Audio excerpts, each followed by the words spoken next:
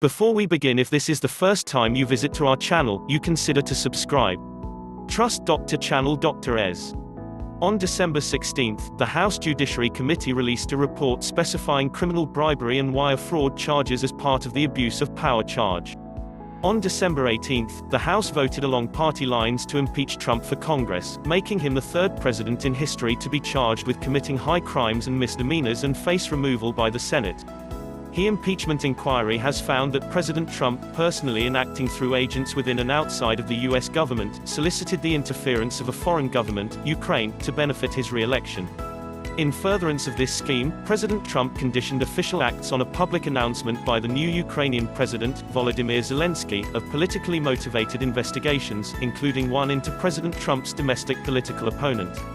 In pressuring President Zelensky to carry out his demand, President Trump withheld a White House meeting desperately sought by the Ukrainian president, and critical U.S. military assistance to fight Russian aggression in eastern Ukraine.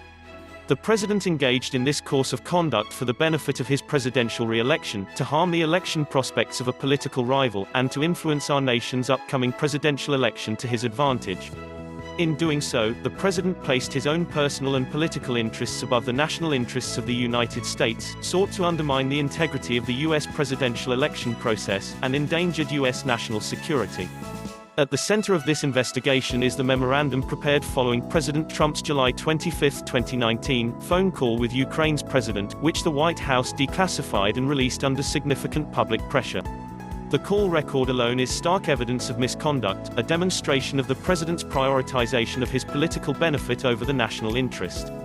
In response to President Zelensky's appreciation for vital U.S. military assistance, which President Trump froze without explanation, President Trump asked for a favor, though, two specific investigations designed to assist his re-election efforts.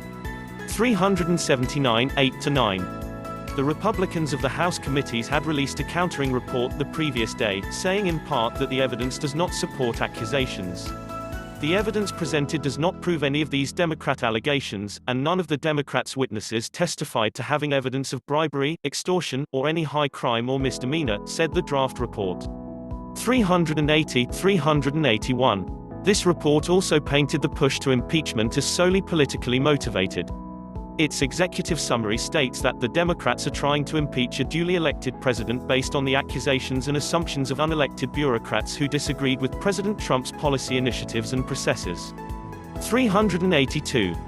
This report concluded the inquiry stage of the impeachment process, and the House then voted on the approved articles of impeachment. Trump was impeached on December 18, 2019.